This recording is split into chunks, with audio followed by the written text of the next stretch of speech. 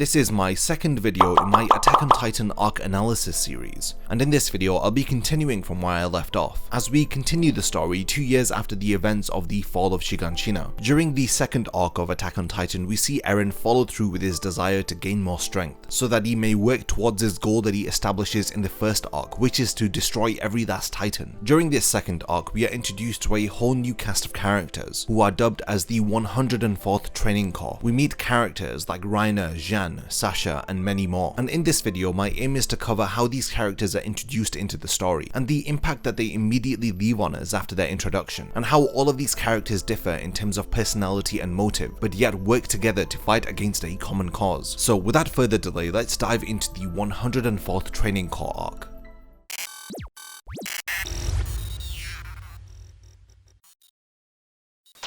This arc spans from episode 3 to episode 4 of the anime, and in the manga is told over a few chapters, from chapters 2 to 3 and chapters 15 to 18, but I will cover some of the differences between the anime and manga versions of this arc later on in the video. The arc begins with Eren thinking to himself, if only there was a way to defeat the Titans, then humanity may be able to reclaim its rightful place in the world. These words are followed by Eren declaring that he will join the Training Corp, desiring to gain the strength to fight against the overwhelming threat of the Titans. Eren's character, like I established in the first video, is an active protagonist who is struggling to find agency in his life, as he is forced into a reactionary role thanks to the appearance of the Titans. Character agency is achieved through a character being able to make decisions which impact the story as a whole. The natural human response against man-eating giants would be to feel fear. Eren too feels this through his initial raw response. However, he sets aside these feelings and tries to reclaim his agency. As we know, the story of Attack on Titan does not exist because of Eren's actions, but rather because of the threat of the Titans and their actions. What we must rely upon in order to drive the narrative of the story is what our protagonist Eren will say or do. Eren does indeed reclaim agency from the Titans by actively deciding to enlist into the Training Corp. This struggle for agency that is written into Eren's character mirrors the reality that humanity has been forced to endure in the world of Attack on Titan. Trapped within walls, they have forsaken their active desires as they lack any agency over their own lives. Humanity have dedicated their entire existence to a false sense of security within the walls. This is their very own blissful reactionary dystopia, and this is what angers Eren even before the appearance of the colossal Titan. Nobody other than his friend Armin had dared to dream of the world beyond the walls. Armin also feels compelled to join the Training Corp after hearing Eren's hopeful words and having experienced the terrifying Titans firsthand. Mikasa, however, pragmatically emphasized survival to the two of them above all else, but agrees to join the Training Corp with Eren desiring to protect him, consequently ensuring his survival and keeping a promise with Eren's mother, which was to always protect Eren. After joining the 104th Training Corp, Eren, Mikasa, and Armin undergo 3 years of rigorous military training. The intention of this training is to transform the cadets into hunters rather than being the hunted. As for their current state, they are simply prey existing to fatten up the Titans, indicating that there is still much work left to do before they are ready to encounter an actual Titan. During this portion of the story, we are introduced to the wider cast of recurring characters, who quickly come to befriend the group of 3 from Shiganshina. The other members of the 104th Training Corp each have their own desires and motives for why they have enlisted within the military. Not everyone shares in Eren's single-minded goal of destroying every single Titan. They do, however, learn and appreciate the reasoning behind why Eren is the way that he is, through learning about his past, which, as we know, leads to him forming his desire and adopting a tunnel vision approach to his training, relations with others, and his subsequent actions for the remainder of the story. So before going into the difficulties that Eren encounters during his training, let's focus on some of the characters who we quickly become familiar with during this training arc. The responsibility to assess the aptitude of the 104th Training Corp and to prepare them to become soldiers is left to Keith Sades, the purposefully strict and imposing mentor. His purpose as a commander is to break down the weak or entitled mindset of the cadets in order to rebuild them as fearless soldiers worthy of standing beside him as members of the military. His method for successfully making the cadets submit to him is through berating and belittling them, which he does masterfully through shouting commands at them or embarrassing them in front of their peers. His character is introduced yelling at the cadets, questioning them on their motive and their reasoning behind why they are here. He is able to discern through the faces of the cadets which of them has yet to cast aside their prior lives in order to prepare for their new life within the military. Some of the cadets have already experienced difficult and harrowing circumstances, which is revealed through the expressions on their faces. These individuals are exempt from Sadie's intimidation and yelling. The blonde-haired blue-haired, blue-eyed cadet Annie Leonhardt is an example of such an individual who had not been questioned by Sadie's, as she is seen to have a focused expression, indicating growth and maturity, as she has been through a lot already and knows precisely why she is joining the military. Other notable examples of characters who, like Annie, have undergone hardship include Mikasa, Ymir, Reiner, Bertolt, and of course Eren. Commander Sadie's questioning serves to weed out the weak. Through being intimidating, he's allowing them to experience a brief moment of fear, which frankly pales in comparison to the fear one would feel when faced with a giant man-eating titan. His intimidation appears to be outwardly cruel and condescending, but it at least allows the cadets to have a second chance early in their career within the military, allowing them to decide if this really is the correct path for them to pursue. Some simply are not cut out for it, so his screening process can be interpreted as a cruel form of mercy, serving to save the lives of would-be cadets who know not of the horrors that await them. Now, despite all of this, there is an individual who is able to silence the loudmouth commander through her absurd and quirky personality. Yes, I'm referring to Potato Girl Sasha Browse. Attack on Titan up until now has been a rather foreboding and serious affair, but with the introduction of some of the 104th Training Corp, we get an opportunity for some comedic relief. While the other cadets quickly succumb to the intimidating tactics of Sadie's, Sasha, however, leaves him speechless, quickly becoming a fan favorite character that we cannot help but to love and adore. Sasha was given the nickname of Potato Girl after she was seen to be nonchalantly eating a potato while the other cadets were quivering in their boots, being scolded by Sadie's. When she is asked what on earth she is doing, her obliviousness leads to her looking over her shoulder, unaware that she is being targeted, even confidently taking another bite out of the potato. Swallowing her last bite, Potato Girl is revealed to be Sasha Browse, a village girl originating from the southern district of Walrose. Her introduction highlights to us that she is simple-minded and quick to falter under pressure. A much-loved and even defining aspect of her character is her love for food, which compels her to steal food from the kitchen or infantry supplies. She even shows reluctance when she offers half of her potato to Sadie's. She had confidently eaten a stolen potato in front of him and had absent-mindedly explained herself to him when questioned about the food that she is holding.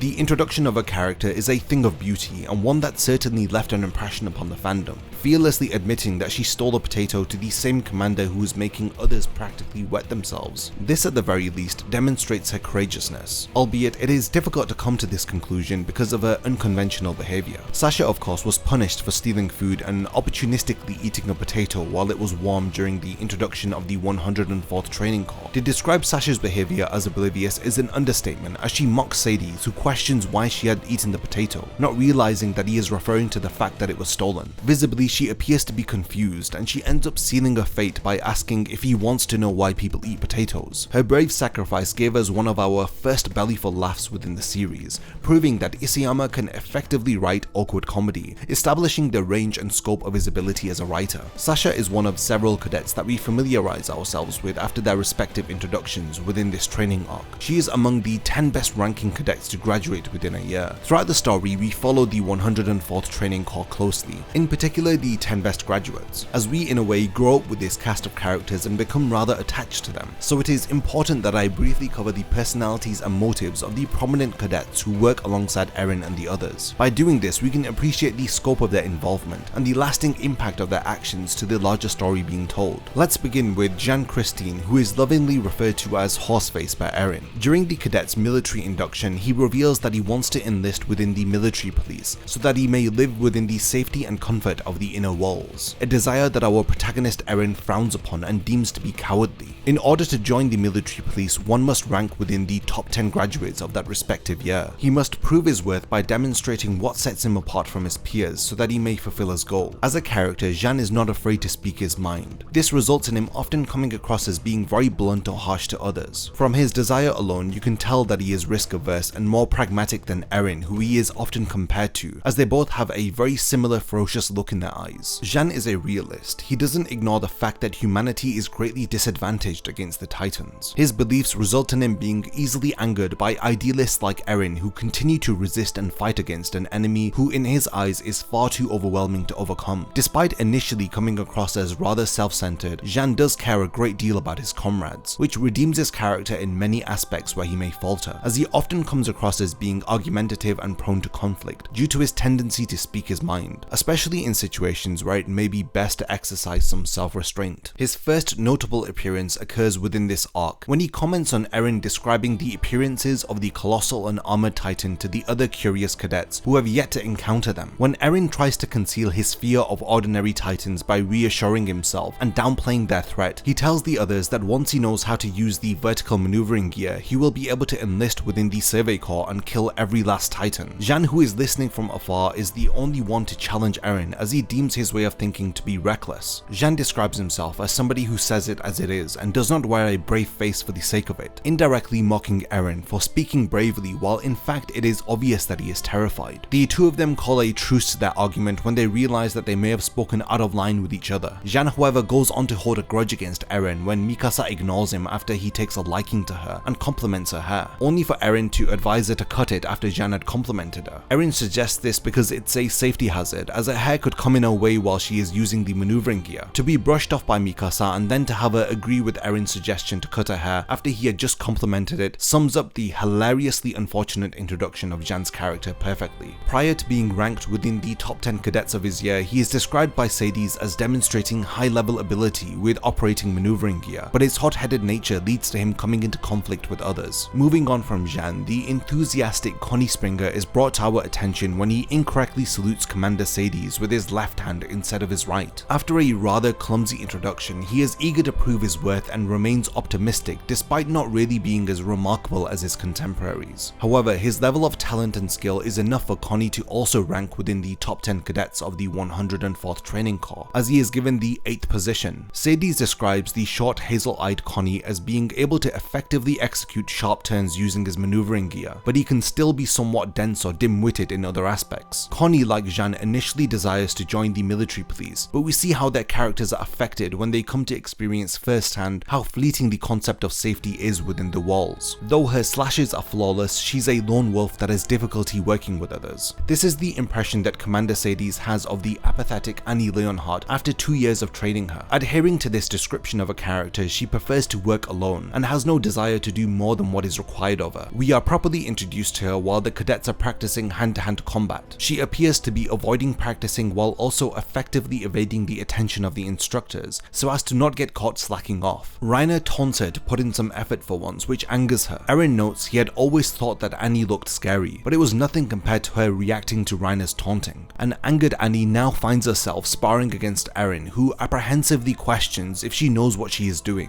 Completely underestimating her, he quickly comes to realize that Annie does not need his pity nor his mercy, as she soundly immobilizes him with a single well-calculated strike, which leaves him unable to stand. Regaining his footing, she tactically charges towards a now fearful Eren, as she once again proves herself as a highly gifted combatant. She firstly prevents him from using his arm that he is holding the dagger with by chokeholding him from behind, and then secondly sweep kicking him to the ground. The character of Annie Leonhardt adheres to the concept of show don't tell, as what she lacks in words she makes up for in her expressions and actions. Annie is another cadet who desires to be enlisted into the military police, only partaking in activities that will lead her to her end goal. She, like the others who share her goal, is seeking the comfort and safety found through living within the walls. Annie was taught how to fight by her father, but she expresses no interest in practicing with others, despite it clearly being one of her areas of expertise. Like I mentioned before, this is because it does not earn her points for her final grading after she has graduated from the Training Corp. Being ranked within the top 10 of her peers is her singular focus. It is for this reason that she avoids forming friendships and doesn't allow herself to really open up to anybody. What we see of her character is manifested through pure determination, which is coupled with a strong sense of duty. It is understandably difficult for her peers to identify or relate to her, as all they have to go on are her disinterested and apathetic expressions. Through her briefly engaging in hand-to-hand combat, we see another side to her character, one that Commander Sadie's was successfully able to discern, despite her trying to only show her instructors aspects of her character that she had wanted to show them. These are aspects which would rank her favorably amongst her fellow cadets. Despite this, Commander Sadie's was still able to discern that she is a lone wolf who doesn't like working with others. The first cadet to notably demonstrate compassion is Krista and Ymir, who despite being shy forces herself out of her comfort zone in order to be kind to others. We see this through Krista's first appearance within the story when she brings some bread and water for an exhausted and hungry Sasha. Hilariously, Sasha sees her as an angelic deity due to her selfless act of kindness. Her desire to simply help others in exchange for nothing gives her character a sense of purity. This is further emphasized when another cadet called Ymir questions what is going on. Ymir directly questions Krista, asking if she thinks helping Sasha is the right thing to do. Ymir's apathy is contrasted against Krista's compassion. She tries to advise Krista to take advantage of Sasha instead of helping her. Later, when Ymir suggests to carry Sasha to bed, Krista retorts and asks if she is helping her out of kindness. She selfishly replies that Sasha will owe her after this, as she is taking advantage of her stupidity. Through this brief first impression of their characters, we understand that Ymir behaves opportunistically, while Krista demonstrates honesty and compassion. The dynamic between their characters is further expanded upon, as despite being very different to each other, they come to form a lasting bond with one another. Through their friendship, we learn more about the identity and past of these two characters, as there is more to them than meets the eye. Ymir may appear to exploit the stupidity of others or be rather argumentative. However, she does have another side to her personality that she often reveals to us when she is around Krista. Despite the two of them not adhering to the same sense of right and wrong, which we quickly learn through their first encounter, the friendship that forms between them finds success when their differences result in them bringing out the strengths of each other, as what one may lack the other makes up for. Bertolt Hoover has exceedingly high potential but lacks assertiveness. Commander Sadie succinctly describes both the strength and weakness of Bertolt's character. He is among one of the characters to not be berated by Sadie's during the induction of the cadets. Bertolt lacks the initiative to act of his own accord, instead being dependent upon the will of the collective majority to determine his actions. We are properly introduced to his character when Eren, who is accompanied by Armin, asks both Bertolt and Reiner for advice on how to operate the vertical maneuvering gear. After being rather dismissive of Eren's dilemma, Bertolt asks if the two of them are indeed from Shiganshina. He tries to relate with them by understanding the fear that they must have felt from encountering the Titans firsthand at such a young age. Bertolt reveals that he along with Reiner are from a village that is located southeast of Wall Maria, meaning that their village was among one of the last to learn about the Titans that had breached Wall Maria. The village had unfortunately only found out after being attacked by them. So similar to Eren and Armin, it appears that Bertolt and Reiner can relate to the sudden shock that they must have felt when without any forewarning their blissful existence was snatched away from them because of an overwhelmingly unstoppable threat. Bertolt explains in great detail his experience of encountering the terrifying Titans firsthand. He is able to relate with Armin and Eren, who as we know have the fear of the Titans instilled within them and can appreciate the threat that they pose. He goes on to further relate with them by saying that unlike the other cadets, they know all too well the fear that is felt after realizing how powerless we are against the Titans. He elaborates that the other cadets are compelled to join the military due to societal expectations, because individuals who choose a life of farming and producing are thought of as cowards within greater society. Courageousness and honor is bestowed upon those who are willing to join the military in some capacity and avoid tarnishing their family name and their own credibility, like lambs on a conveyor belt heading to their slaughter, adhering to these social constructs despite being unaware of the imaginable horrors that await them on the other side of their decision. Bertolt, like a few of the others that I have mentioned, too seeks to join the military police, admitting he is no different to the other cadets, who is seeking some normality and to conform to the norms. Bertolt is even considering to abandon his training if it seems like his goal is too far out of reach, admitting to himself that he lacks the assertiveness to decide what is best for his own life. Reiner Braun, on the other hand, desires to return to his lost homeland, confidently stating this is what is driving his character. He initially dismisses Eren when he asks for help, but after they share their goals with each other, Reiner advises him to adjust his belts and to check his equipment. After hearing about his goal, he is confident that Eren will do well, encouraging him and recognizing him by his name. Reiner has a strong sense of duty as he is known amongst the other cadets as being rather honest and assertive. Reiner is seen to think of others before himself, demonstrating his warm, kind-hearted nature. Commander Sadie describes him as having a robust physique and remarkable mental strength. This allows others to easily put their trust in him. Appearing not to have a notable weakness, Reiner proves himself as one of the best cadets after graduating as the second best cadet under Mikasa. This by no means is an exhaustive description of their characters, but rather the first impressions that we get from each of them. I believe it is important to cover these characters in some detail, as we are going to become closely acquainted to each of them as the story progresses. During the training arc, a few significant narrative events events take place. These events serve to challenge Eren's determination, his ability to deal with conflict from individuals who oppose the agency of his character, and lastly, everything comes full circle with the re-emergence of the very threat that set Eren on this course of action. The training arc spans over 3 years, where the cast of characters spend time with each other and get to know each other. So let's now focus on what growth Eren's character undergoes during the time span of this arc. As we know, Jean mocks Eren's goal of wanting to join the Survey Corps in order to kill every last Titan, while contrastingly he wants to live it up in the military police. He believes that Eren is not being honest with himself, questioning if he has the conviction to back up his words. This line of questioning stems from when the other cadets had asked Eren about the description of an ordinary Titan, which immediately reminds him of the tragic fate of his mother, making him feel sick to his stomach. While only moments ago he was making light of the colossal and armored Titan, the threat of an ordinary Titan had reminded him of the cruel reality behind his bravado and the mask of bravery that he was putting up in front of the others. Jean takes note of this momentary crack in his character and uses it to bluntly challenge the validity of Eren's desire. Both Eren and Jean can be contrasted with each other, as they are incredibly motivated to achieve each of their polar opposite goals. Before any meaningful training occurs,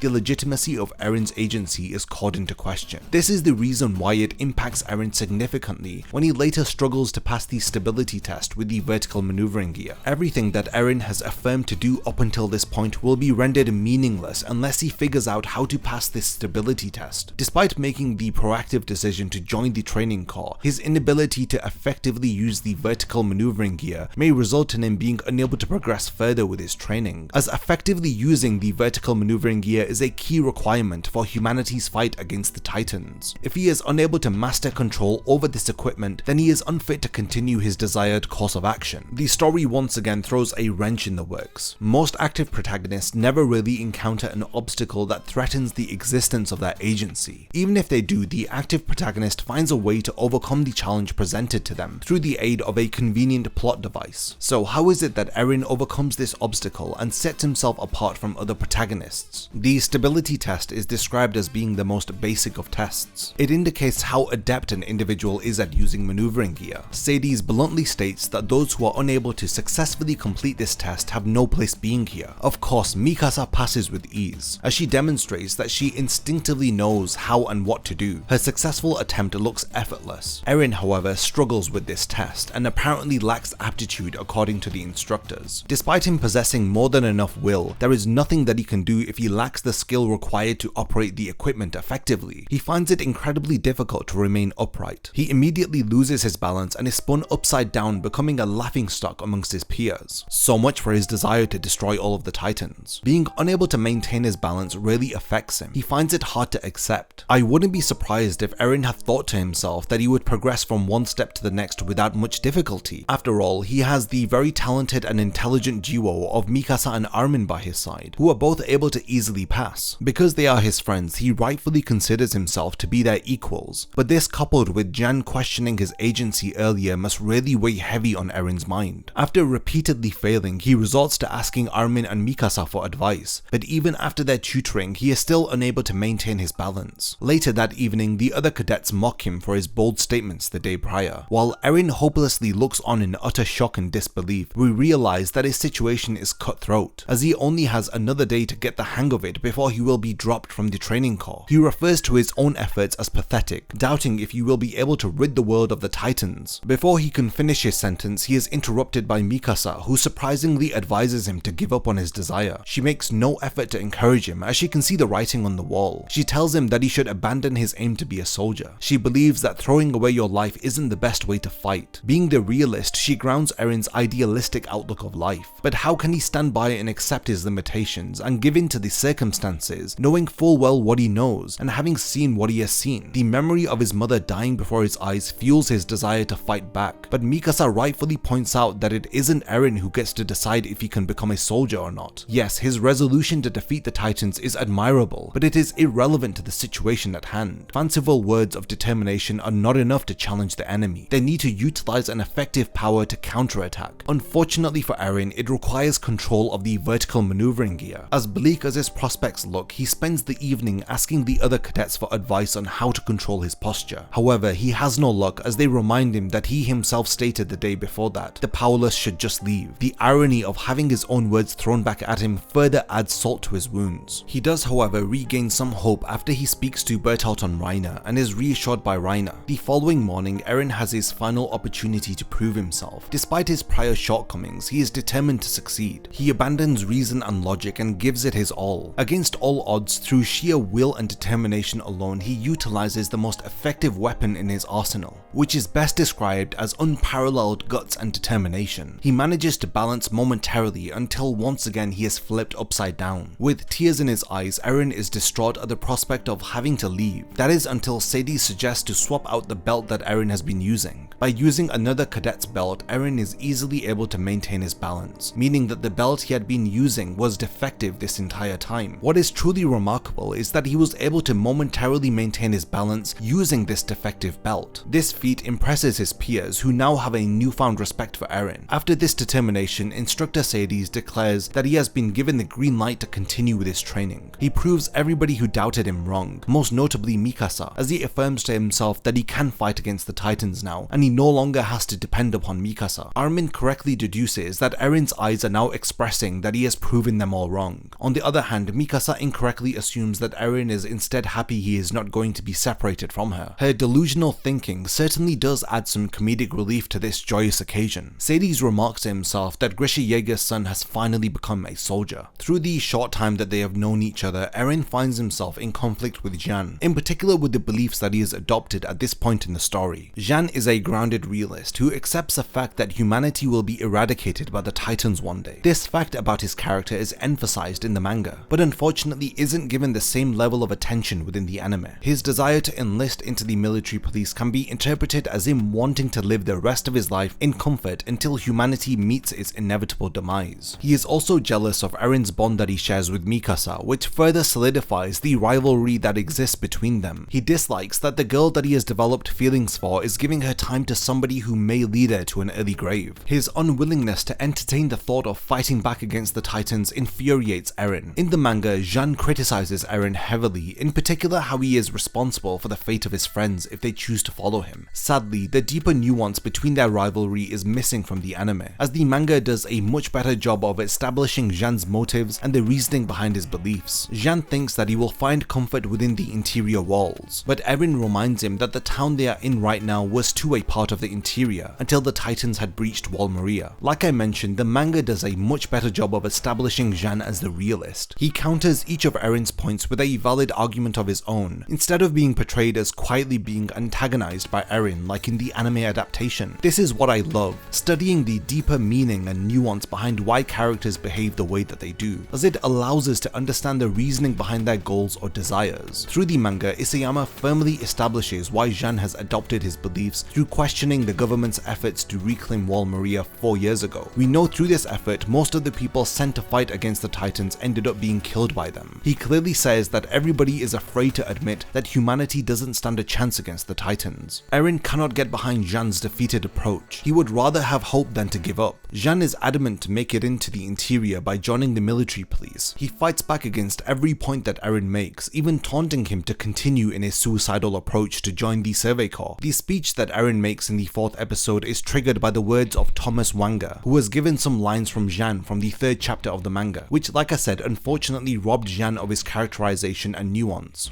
Through his speech, Eren shares with the other cadets his reasoning for still having hope for victory against the Titans. Humanity has had no success against the Titans up until now. The prospects are bleak. Eren shines as a ray of hope in an otherwise cruel and dark world. If I were in the world of Attack on Titan, I would fear the Titans for 2 reasons. The first is their obviously overwhelming appearance. This depiction of mindless giants who wear these sinister expressions on their faces, only wanting to devour humans, which in my opinion is truly terrifying. My second reason for fearing them is because of how little we know about them. Who unleashed this terror onto mankind? What is their weakness? And what is the reason behind their uncanny resemblance to us? This is not only in appearance, but in the way that we humans can easily become mindless consumers, with little regard for the consequences of our selfish indulgences. It is understandable that most would give in to their circumstances, especially when faced up against an apparently unstoppable force. Humanity, for the most part, in the world of Attack on Titan has given up in the face face of the Titans. However, Eren rightfully maintains the belief that what little remains of humanity can only continue to survive through fighting back. By being beaten into submission, humanity will be ensuring their extinction. This is what the other cadets who dream of joining the military police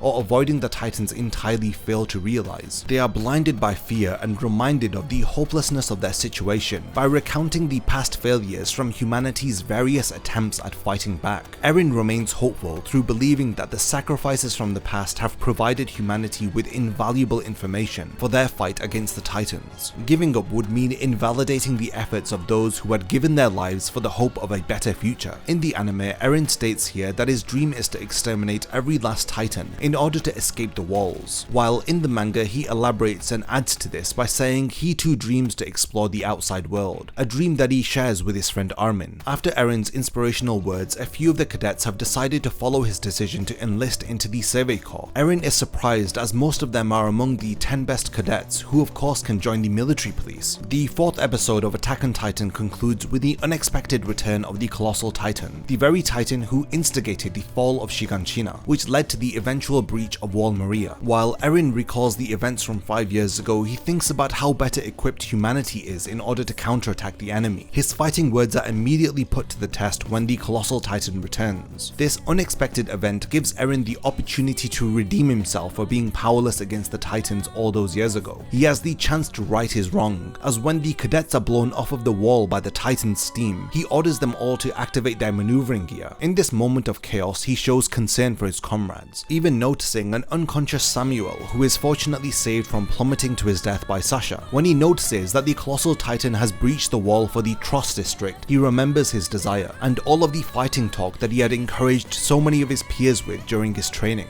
While the others despair, Eren tells them to prepare for combat. In this moment, his actions speak louder than any of his words. To him, this is an opportunity for revenge, as he stands before the towering giant fearlessly with every intention to eliminate it. He knows that killing the Colossal Titan will mean that it can no longer destroy the walls protecting humanity. It would be the victory that they need in order to restore hope for humanity. All of this occurs at the conclusion of the 104th Training Corp arc, as it springboards into the cadets all being given an opportunity to put their training to the test. They will all equally know the true terror of encountering Titans, the very fear that Eren was forced to endure 5 years ago, as they learn how fleeting their sense of security behind the walls truly is. The 104th Training Corp arc covers episodes 3 to 4 of the anime. These episodes focus on adapting chapters 2 to 3 and 15 to 18 of the manga. While episode 3 remains somewhat faithful to the manga, episode 4 is an entirely different story. I did cover the differences that occur to Jan's character